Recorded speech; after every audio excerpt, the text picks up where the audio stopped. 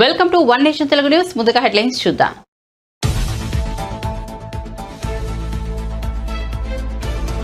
రేపు పోలిపల్ల వద్ద భారీ బహిరంగ సభ. హాజరు కానున్న 6 లక్షల మంది. అనంతపురం గుత్తి మీదుగా విశాఖ చేరుకోనున్న ప్రత్యేక రైళ్లు.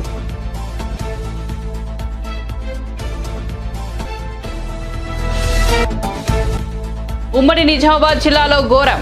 ఆస్తి కోసం 6గురు హత్య. ప్రాణ స్నేహితుని కుటుంబంపైనే కిరాతకం. 16 రోజుల్లో ఒకరి తర్వాత మరొకరిని హతమార్చిన నిందితుడు.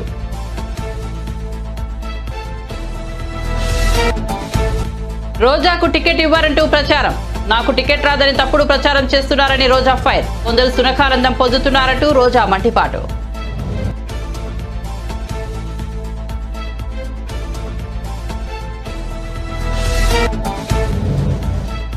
లోక్సభలోకి దుండగుల చొరబాటుపై దద్దరిల్లుతున్న పార్లమెంట్. సభలో మరో 49 మంది ఎంపీలపై సస్పెన్షన్ వేటు.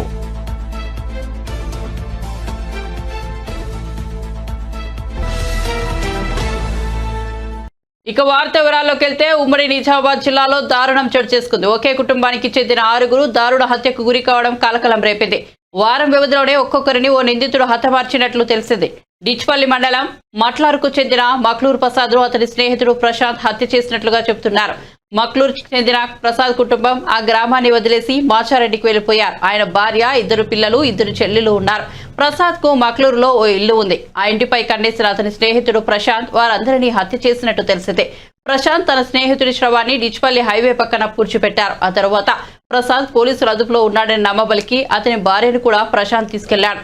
ఆమెను బాసర వద్దనున్న గోదావరిలోకి తోసేశాడు. తరువాత వారి 2 పిల్లలను చంపి పోచంపాడ్ సోన్ బ్రిడ్జి వద్దనున్న కాలువలో పడేశాడు. ప్రసాద్ కుటుంబ సభ్యుల్ని పోలీసులు తీసుకెళ్లారని చెప్పి ప్రసాద్ 2 చెల్లెళ్లను వేరువేరుగా తీసుకెళ్లి ప్రశాంత్ హత్య చేశాడు. మొదటి 3 హత్యలు ప్రధాన నిందితుడు ప్రశాంత్ ఒక్కడే చేశారని, తర్వాత ముగ్గురిని మరో 3 స్నేహితులతో కలిసి హత్య చేసినట్లు పోలీసులు చెబుతున్నారు. నిందితుడు ప్రశాంత్ ను కామారెడ్డి ఎస్పీ సింధు శర్మ మీడియా ముందు ప్రవేశపెట్టారు. కట్టెలతో రాళ్లతో కొట్టి చంపేయడం జరిగింది. సో వీళ్ళు కన్ఫెషన్లో చెప్తుంది ఏంటంటే అక్కడే నియర్ బై ప్లేస్లో పూడ్చిపెట్టాము అని చెప్పి. సో అది మనము కన్ఫెషన్లో తెలిసిన విషయం కాబట్టి ఎగ్జిమేషన్ చేసి ఈ ఫౌండ్ టు బి కరెక్ట్ ఆ బాడీ మనం రికవర్ చేయాల్సిన అవసరం ఉంది. ఆఫ్టర్ 29th మళ్ళీ ఫ్యామిలీ మెంబర్స్ ఇతను ప్రసాద్ కనిపించట్లేదు అని కంప్లైంట్ చేసే అవకాశం ఉంది కాబట్టి సో వాళ్ళని కూడా కాన్ఫిడెన్స్లోకి తీసుకొని వాళ్ళని నమ్మించి ఇతని మీద పాత కేసు ఉంది, ఈ కేసుకి సంబంధించి అతను మళ్ళీ హీఈస్ హైడింగ్ సమ్వేర్ సో అని చెప్పడం వల్ల ఫ్యామిలీ మెంబర్స్ నమ్మి అతని గురించి ఏం మిస్సింగ్ కంప్లైంట్ ఏది ఇవ్వలేదు ఈ ప్రసాద్ అనే అతని గురించి. సో 1st of December అంటే ఈ మంత్ ఫస్ట్ రోజు తను ఒక రెంటెడ్ కార్ తీసుకుని పాల్వంచ నుంచి తన ప్రశాంత్ వాళ్ళ భార్య సాన్విక అనే ఆవిడని అండ్ ఒక సిస్టర్ శ్రావణి వీళ్ళిద్దరిని తీసుకుని ప్రసాద్ని కల్పిస్తాను అని చెప్పి నిజామాబాద్ తీసుకెళ్ళడం జరిగింది. సో అక్కడ సిస్టర్కి ఫస్ట్ ఆవిడని కల్పించి తీసుకొస్తాను అని కొంచెం కన్విన్స్ చేసి వైఫ్ని బాసరా బ్రిడ్జ్ దగ్గరకు తీసుకువెళ్ళి సో కార్లో ఆల్రెడీ 3 అక్యూజ్డ్ ప్రజెంట్ ఉన్నారు. A1 Prashanth and Vishnu and Vamshi. వాళ్ళు as per their prior plan ఒక తాడుతోటి థ్రాట్లింగ్ స్ట్రాంగ్యులేషన్ చేసి ఆవిడ్ని చంపేసి బాసరా బ్రిడ్జ్ పైనుంచి పడేశామని కన్ఫెషన్లో చెప్తున్నారు. సో దీనికి సంబంధించి మనకి ఏదైనా missing cases or unknown dead bodies cases ఏమైనా అయినాయా మనం వెరిఫై చేయాల్సిన అవసరం ఉంది. బాసరా ఆ బ్రిడ్జికి సంబంధించిన జ్యూరిస్డిక్షనల్ పోలీస్ స్టేషన్తో అండ్ డౌన్ స్ట్రీమ్ పోలీస్ స్టేషన్స్లో కూడా ఏదైనా అన్నోన్ డెడ్ బాడీస్ 174 కేసెస్ కానివ్వండి, అన్ఐడెంటిఫైడ్ కేసెస్ ఏమన్నా ఉన్నాయా మనం వెరిఫై చేయాలి ఇప్పుడు. సో వాళ్ళు ఆవిడ బాసరా బ్రిడ్జ్ మీద నుంచి బాడీ డిస్పోజ్ చేసిన తర్వాత యాజ్ పర్ దేర్ కన్ఫెషన్ మళ్ళీ శ్రావణి అనే సిస్టర్ని బండిలో ఎక్కించుకుని ఆవిడని మెదక్ జిల్లా చేగుంట PS లిమిట్స్లో స్ట్రాంగ్యులేషన్ చేసి తాడుతోటి ఆవిడ బాడీ అక్కడ పడేసి పెట్రోల్ పోసి బర్న్ చేసి డిస్పోజ్ చేయడానికి ప్రయత్నం చేశారు. ఆఫ్టర్ దిస్ వీళ్ళకి 4th రోజు 4th రోజు మళ్ళీ ప్రసాద్ అండ్ సాన్వికాకి ఇద్దరు కమల పిల్లలు ఉన్నారు. సో వాళ్ళని తీసుకొని రమ్మని చెప్తున్నారు ఫాదర్ అని చెప్పి వీళ్ళిద్దరిని కూడా పాల్వంచా విలేజ్ నుంచి తీసుకుని వెళ్ళడం జరిగింది. తీసుకుని వెళ్ళిన తర్వాత నిజామాబాద్ డిస్ట్రిక్ట్ మెండోరా పిఎస్ లిమిట్స్లో ఇప్పుడు ఈ కేసులో ఇన్వాల్వ్ అయ్యింది వంశీ అండ్ విష్ణు కాకుండా ఈ ప్రశాంత్ అనే వాళ్ళ జువెనైల్ బ్రదర్ ఉన్నారు next accused. So this person వీళ్ళిద్దరూ కలిసి వాళ్ళని థ్రాట్లింగ్ చేసి చంపేసి ఆ మెండోరా పిఎస్ లిమిట్స్ లో ఉన్న బ్రిడ్జ్ పై నుంచి. వైసీపీ సిట్టింగ్ ఎమ్మెల్యేలలో ఈసారి ఎంతమందికి టికెట్ వస్తుందో అనే చర్చ పెద్ద ఎత్తున సాగుతోంది. ఇప్పటికే పలువురిని పక్క నియోజకవర్గాలకు మారుస్తూ ముఖ్యమంత్రి జగన్ సంచలన నిర్ణయం తీసుకున్నారు.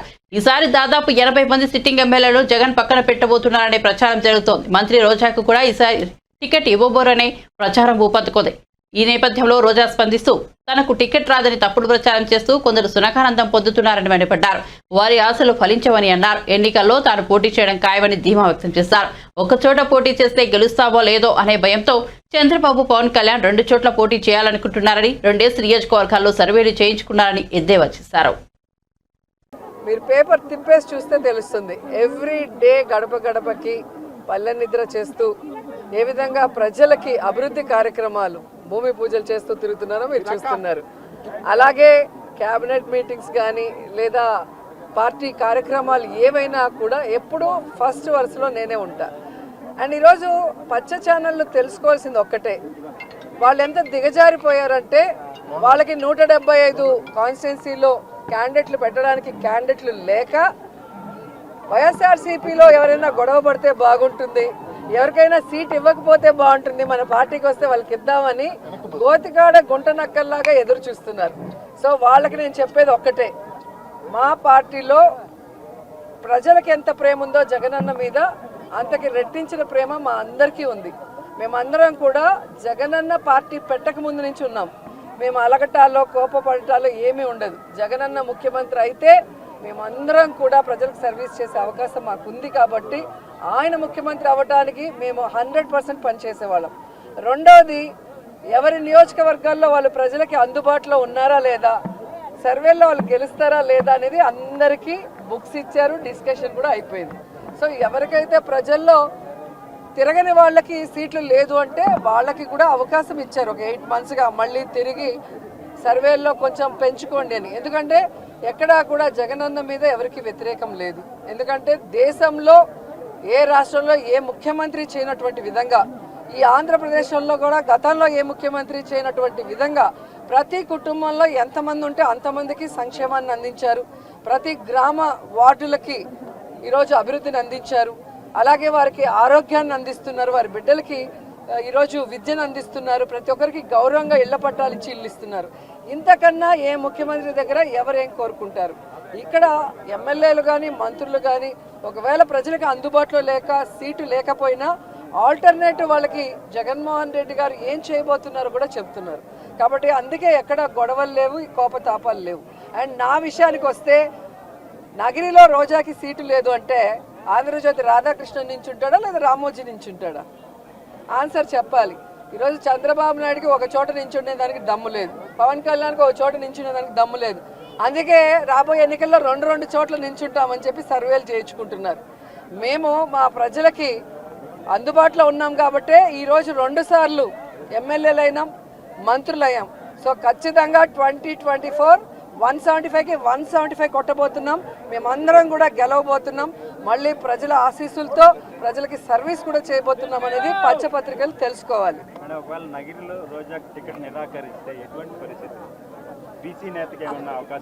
ఎవరికి ఇచ్చినా నాకు ఇబ్బంది లేదు. నేనైతే జగనన్న సైనికురాల్ని, జగనన్న కోసం నా ప్రాణమైన ఇస్తాను. అనేక సందర్భాల్లో చెప్పని రాసి పెట్టుకోండి.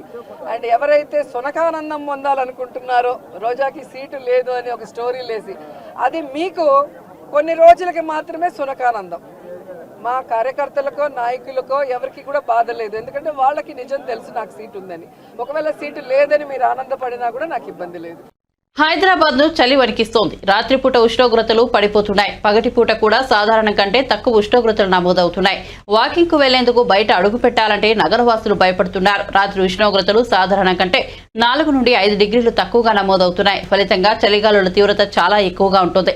నగరంతో పాటు చుట్టుపక్కల ప్రాంతాల్లో కూడా మరో 2 రోజులు ఇదే పరిస్థితి ఉంటుందని బేగంపేట వాతావరణ శాఖ అధికారులు తెలిపారు. గరిష్టంగా 27 డిగ్రీలు, కనిష్టంగా 16 డిగ్రీల ఉష్ణోగ్రతలు ఉంటాయని చెప్పారు. సోమవారం అత్యల్పంగా పటాన్చెరు, రామచంద్రాపురంలో 14.8 డిగ్రీల ఉష్ణోగ్రత నమోదైందని ఐఎండీ పేర్కొంది.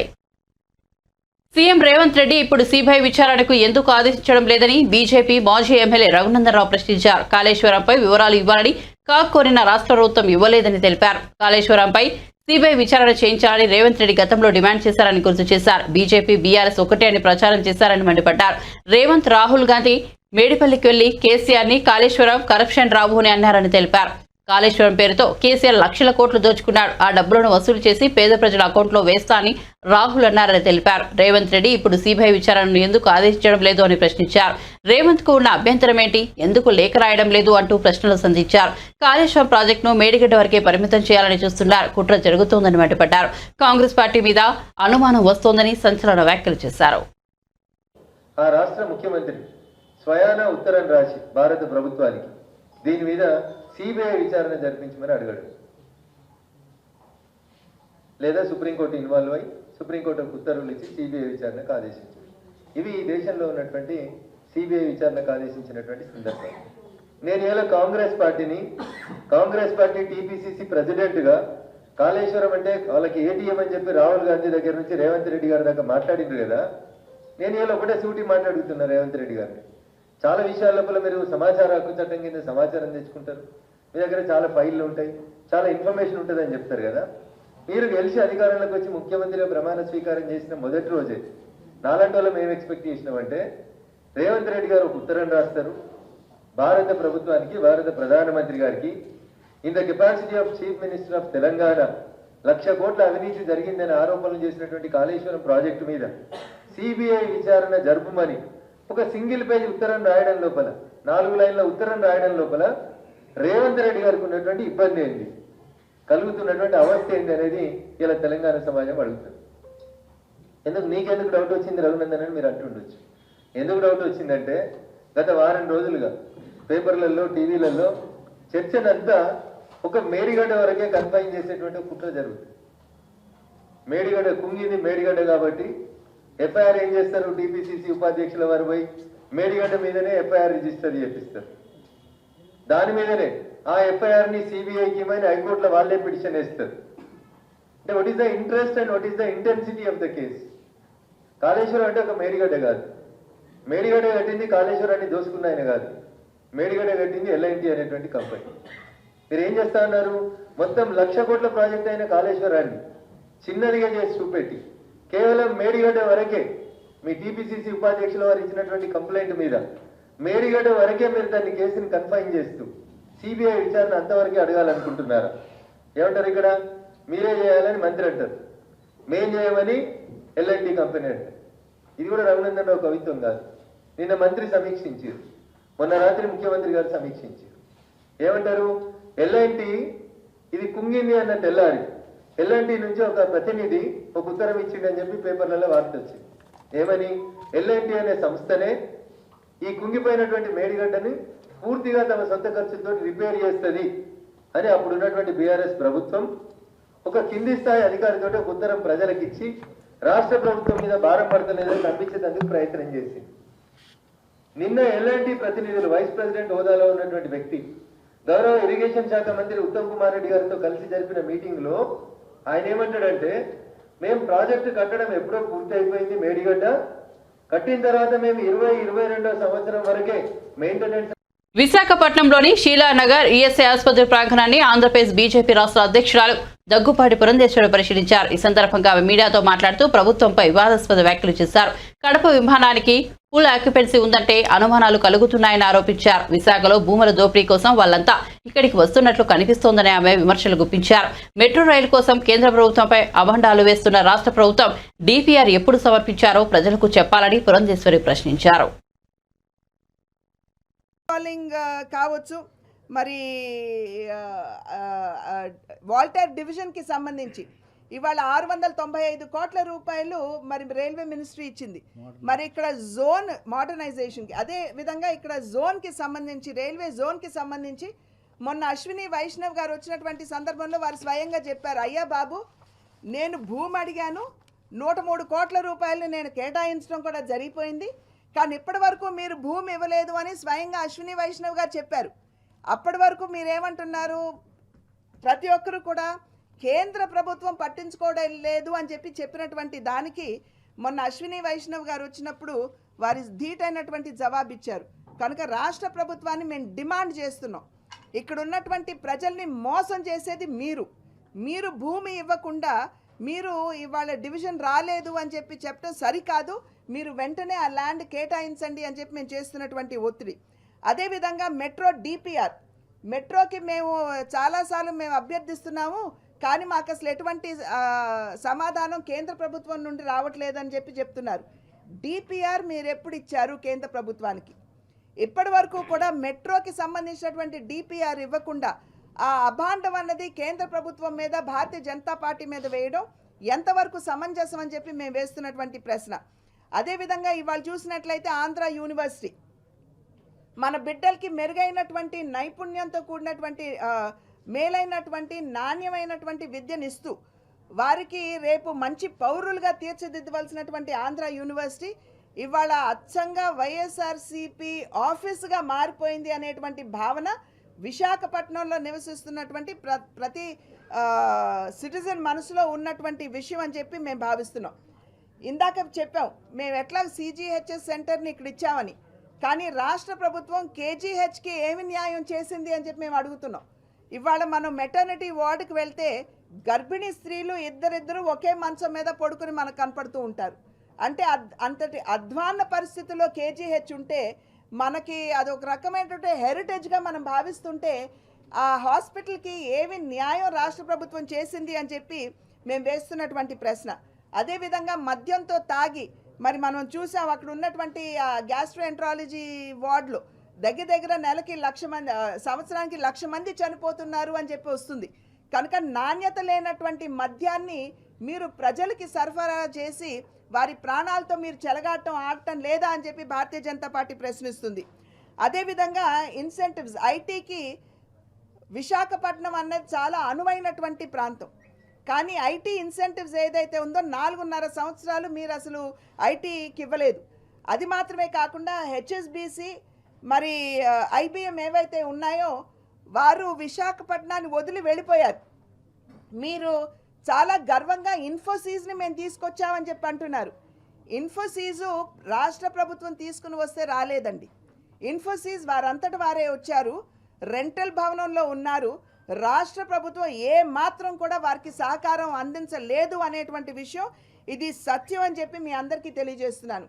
ఇంకా డిస్ట్రిక్ట్ కోర్ట్స్కి సంబంధించి నేను చెప్పనవసరం లేదు, అక్కడ మౌలిక వస్తువులు ఎంత అధ్వానంగా ఉన్నాయో మీరందరూ కూడా ఒక్కసారి అటు వెళ్ళి చూసినట్లయితే చాలా బాగుంటుంది అని చెప్పి మేము తెలియజేస్తున్నాం. మరి అదేవిధంగా ఇవాళ సెంట్రల్ ఫండ్స్ ఇస్తున్నాం, కానీ ప్రతి దాని మీద కూడా జగన్మోహన్ రెడ్డి గారి, జగన్ అన్న గారి స్టిక్కర్ మనం చూస్తున్నాం. రేషన్ వ్యాన్లు ఉన్నాయి, రేషన్ వ్యాన్ల మీద కూడా ఇవాళ మోడీ గారు ఉచితంగా 5 కిలోల బియ్యం ఇచ్చి ఇంకొక 5 సంవత్సరాలు దాన్ని పొడిగిస్తే టీడీపీ నేత నారా లోకేష్ చేపట్టిన యోగులం పాదయాత్ర ముగింపు విజయోత్సవ సభకు సర్వం సిద్ధమైంది. విజయనగరం జిల్లా భోగాపురం మండలం పోలిపల్ల వద్ద రేపు జరగనున్న భారీ బహిరంగ సభలో టీడీపీ అధినేత నారా చంద్రబాబు నాయుడు, జనసేన చీఫ్ పవన్ కళ్యాణ్, లోకేష్ పాల్గొంటారు. ఈ సభకు దాదాపు 6 లక్షల మంది హాజరయ్యే అవకాశం ఉండడంతో సరిపడా గ్యాలరీలు సిద్ధం చేశారు. చుట్టుపక్కల నుంచి వాహనాలు తరలి వచ్చే వారి కోసం ప్రత్యేకంగా పార్కింగ్ సదుపాయం ఏర్పాటు చేశారు. యోగుల ముగింపు సభకు హాజరయ్యేందుకు శ్రీ సత్యసాయి జిల్లా ధర్మవరం నుంచి అభిమానులతో ప్రత్యేక రైలు బయలుదేరింది. అదే అనంతపురం గుత్తి మీదుగా విశాఖపట్నం చేరుకుంటుంది. అక్కడి నుంచి ప్రత్యేక వాహనాల్లో కార్యకర్తలు, అభిమానులు పోలిపల్లి సభకు చేరుకుంటారు.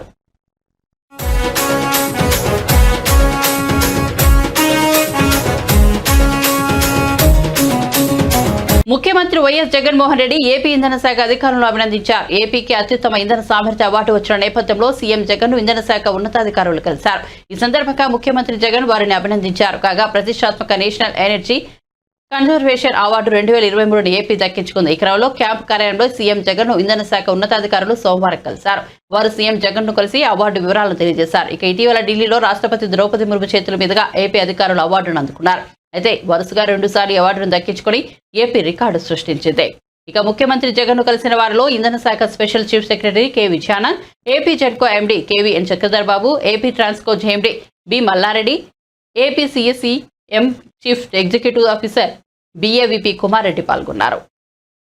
ఆంధ్రప్రదేశ్లో అసెంబ్లీ ఎన్నికలు సమీపిస్తున్న వేళ కీలక పరిణామాలు చోటు చేసుకుంటున్నాయి. కృష్ణా జిల్లాకు చెందిన జనసేన నేత ఎడ్లపల్లి రామ్ సుధీర్ వైఎస్ఆర్ కాంగ్రెస్ పార్టీలో చేరారు. తాడేపల్లిలోని సీఎం క్యాంప్ కార్యాలయంలో సీఎం వైఎస్ జగన్ సమక్షంలో ఆయన వైసీపీలో చేరారు.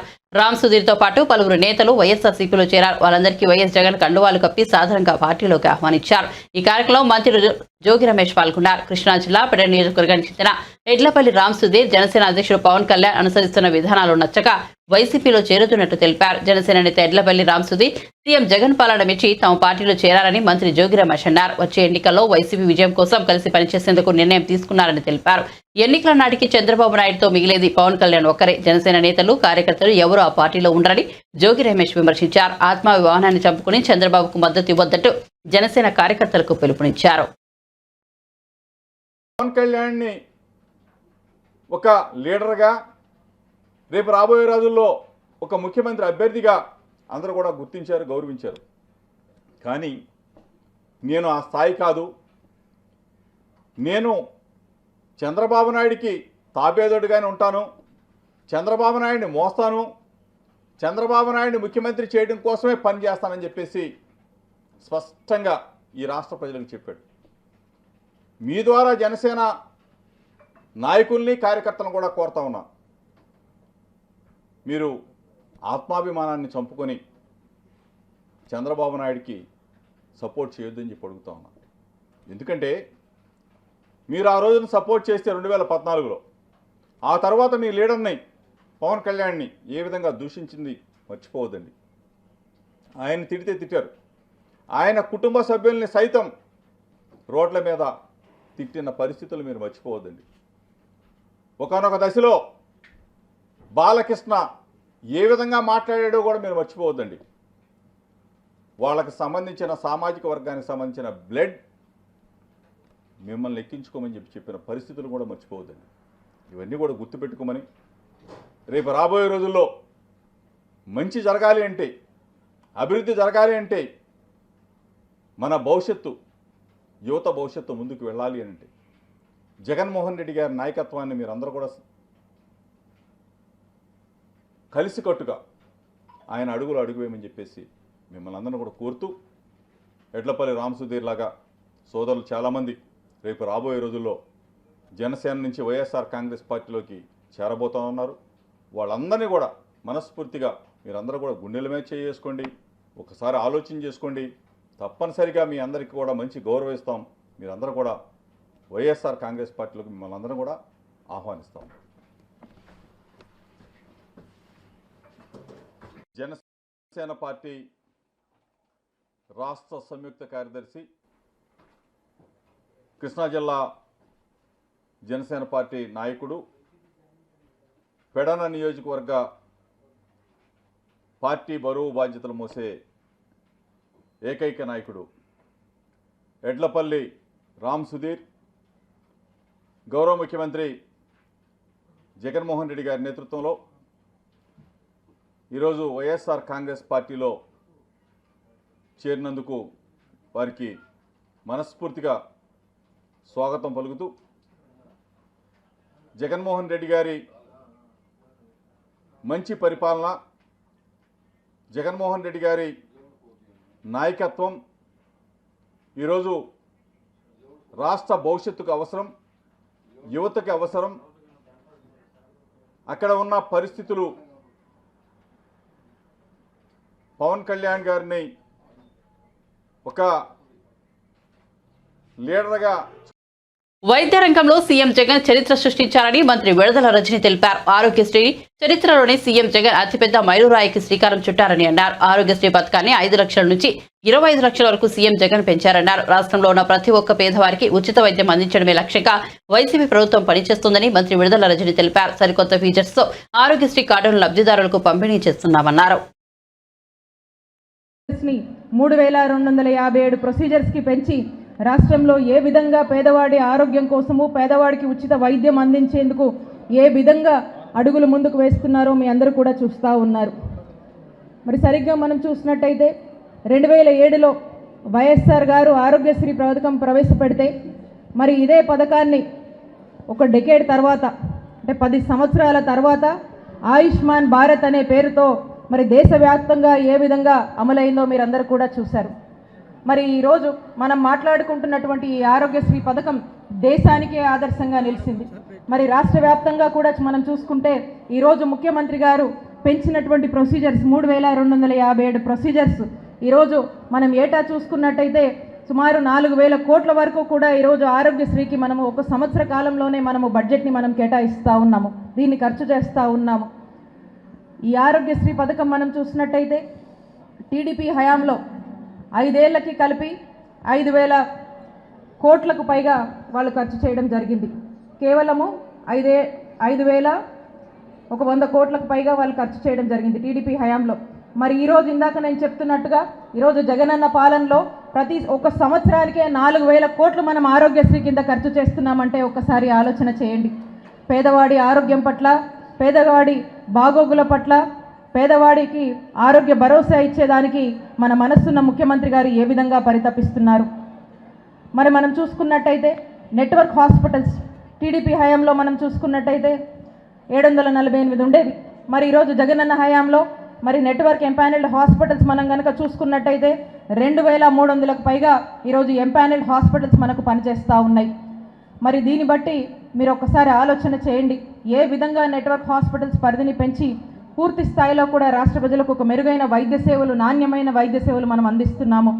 అలాగే మీరు చూసుకున్నట్టయితే ఈరోజు జగనన్న పాలనలో క్షేత్రస్థాయి నుంచి మనం తీసుకున్నట్టయితే గ్రామ స్థాయిలో ఉన్నటువంటి విలేజ్ క్లినిక్స్ దగ్గర నుంచి అటున్నటువంటి మన కమ్యూనిటీ హెల్త్ సెంటర్స్ కావచ్చు, పిహెచ్సిస్ కావచ్చు, ఏరియా హాస్పిటల్స్ కావచ్చు, డిస్ట్రిక్ట్ హాస్పిటల్స్ కావచ్చు, టీచింగ్ హాస్పిటల్స్ కావచ్చు, మెడికల్ కాలేజ్ల వరకు కూడా మనం తీసుకున్నట్టయితే 17,000 కోట్లతో ఈరోజు జగనన్న ప్రభుత్వంలో నాడు నేడు కింద మరి హాస్పిటల్ల రూపురేఖలు మారుతూ ఏ విధంగా మనం అభివృద్ధి చేసుకుంటూ ముందుకు వెళుతున్నామో రాష్ట్ర ప్రజలందరూ కూడా చూస్తూ ఉన్నారు. మరి ఎన్నడూ దేశానికే ఈరోజు ఆంధ్రప్రదేశ్ రాష్ట్రం జగనన్న పాలన, జగనన్న ప్రభుత్వం ఎక్కడ ఎప్పుడు ఎవరు వినని విధంగా రిక్రూట్మెంట్స్లో ఒక చరిత్ర సృష్టిస్తూ 53,000కు పైగా కూడా రిక్రూట్మెంట్స్ని. బులెటిన్ ముగించే ముందు హెడ్లైన్స్ మరోసారి చూద్దాం.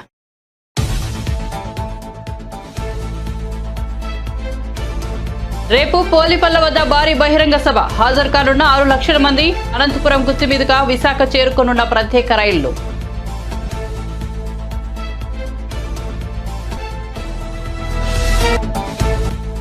ఉమ్మడి నిజామాబాద్ జిల్లాలో ఘోరం, ఆస్తి కోసం 6గురు హత్య, ప్రాణ స్నేహితుని కుటుంబంపైనే కిరాతకం. 16 రోజుల్లో ఒకరి తర్వాత మరొకరిని హతమార్చిన నిందితుడు.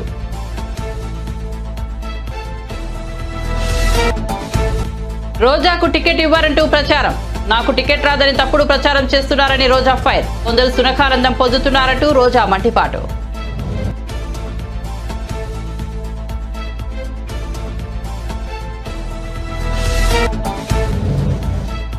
లోక్సభలోకి దుండగుల చొరబాటుపై దద్దరిల్లుతున్న పార్లమెంట్. సభలో మరో 49 మంది ఎంపీలపై సస్పెన్షన్ వేటు.